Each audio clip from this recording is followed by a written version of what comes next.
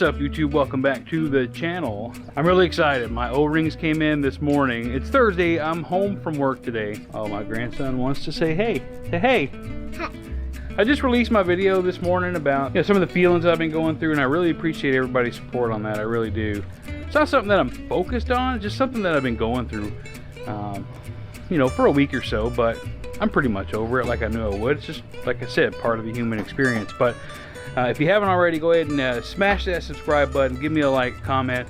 Let me show you, before we do the maiden start, let me show you what I've done to the bike in these 10 days that it's been out of commission. Okay, so you're not going to be able to see a whole lot of difference, right? But I did change the spark plugs. There's 2 on this side, 2 on the other side. I got the NGK. I did not buy the Iridium ones, but I got regular ones. I said while this thing was down I was going to clean it up some. I did not. I did clean up this one little spot right here. That's really about it. We put an air filter in that was on the other video right here. We put no way new radiator hose, both the lower radiator and the upper radiator hose. That's all from one hose. I got a new thermostat in there while we were in there. Cleaned up the housings, put new O-rings, gasket material, etc. All right, we are getting ready for the maiden start. Watch, the battery's gonna be dead now that I made this big fucking deal about it. But again, remember, I had this whole thing torn apart just so I could get a coolant temp gauge. So let's see what's going on here. All right, I don't remember exactly where I turned off the recording. I just realized that it was gonna take too long to capture it all on video. So here's what it looks like. See the coolant gauge? It works. It works. I am really, really happy about it. I'm so relieved. I let it get warm. I burped the radiator, of course.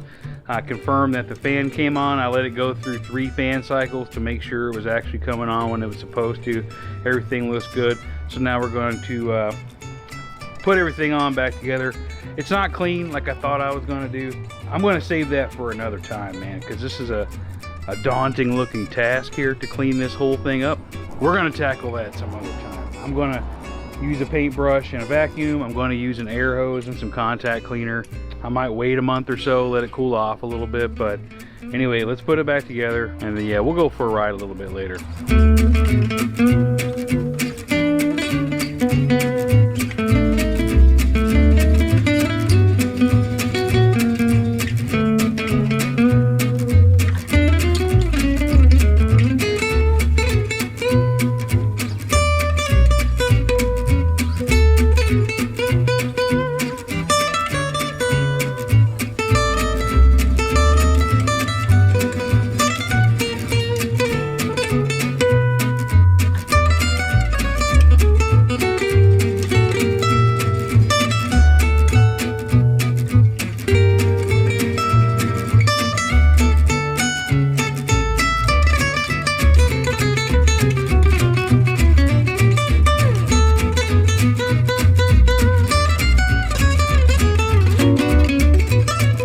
Just like that, boys, she's put back together. Where I'm gonna get cleaned up a little bit, dry off, and we're gonna go for a ride.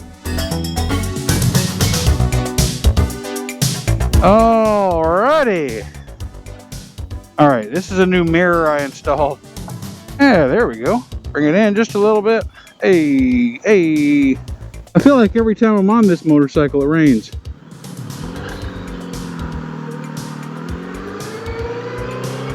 So I put air into the shocks. I found the valves up here on the left and then over here on the right hand side for the back. And the front seems to hold a little better than the rear, but neither one of them really hold all that well. The good news is it actually feels like it's doing something right now.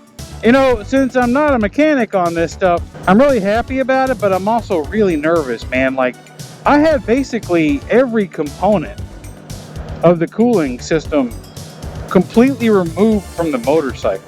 Every single component except the water pump itself. I don't know, I felt pretty good about it, Somebody who's not really a mechanic or a tech, I guess people are called now. Okay, so this windshield being right at eye level is a problem. I don't really like it. So I'm still getting used to this motorcycle quite a bit. You know that. I think I've ridden it a total of, you know, 3 times, 4 times maybe. I've had it apart more than I've had it together. I'm gonna stop at this Circle K up here and get some gas, just so I'm pretty comfortable with it.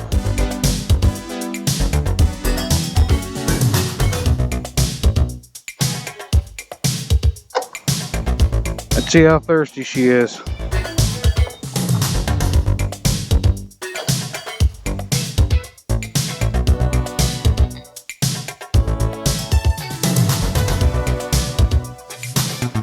Oh man. Well, I can't really see worth the shit over this windshield. Why does this thing feel so floaty? Alright, well, I still don't have a speedometer, but I've got coolant temp. When I rode back home with my wife from picking this up, I think we determined that right at 3,200 RPMs in overdrive is 62, 63 miles an hour. I'm perfectly fine with that right now.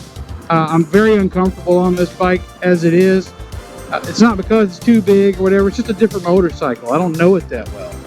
So if I got to take it a little bit easy while I get to know it, then I'm going to take it a little bit easy. Something don't feel right. Something feels really floaty. Like maybe it's the air suspension. I don't know. It's just something that feels a little bit off. It very well could be that air suspension. I know when I accelerate, the front lifts up. Now I know when you accelerate in general, fronts of motorcycles lift up, but this one seems like really exaggerated. So after I get the brakes settled and the forks rebuilt, I am going to look at, you know, figuring out this air system. Well, while I do the fork rebuild, I guess, you know, maybe it's the seals themselves that are keeping the air out. Overall, I'm pleased, man. I'm pleased that I was able to get that repair done. I've got some wicked misfiring going on with low RPMs, like when I barely give it gas, it sounds like shit. It sounds like a Volkswagen. I've got a lot of white smoke coming out from under the engine that I'm pretty sure is exhaust just being completely rusted. I hope it's not something more serious. I think if it was a head gasket leak, we'd see a little bit more temperature from the coolant gauge.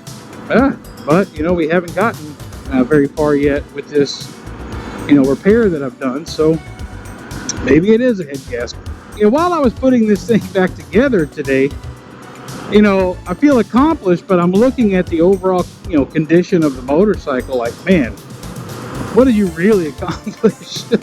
You know what I mean? So, I mean, little by little we'll get there. As far as cleaning up goes, I really got to make that a priority here real soon, man. The bike is just nasty. There's a lot of dirt and grime built up all over the place. I am going to go get an air compressor. I can use that anyway for a number of different projects, so I don't think that would be like a waste of money or, you know, too frivolous or anything. I need it. A contact cleaner so I can clean up some of the electronics around.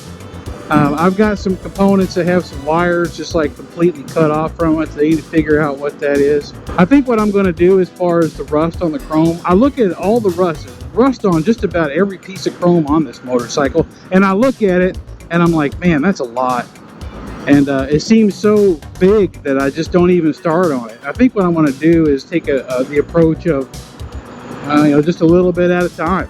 You know, maybe I take off one piece, clean it all up over a couple days, put it back on, take off another piece. Holy shit, that was a really, really wide turn, and I'm very lucky that nobody was over there, man. It's like riding a boat, man, riding a sofa. Anyway, I think I want to head down to Ybor, actually. Yeah, I'm gonna head down to the bar. We'll see you down there.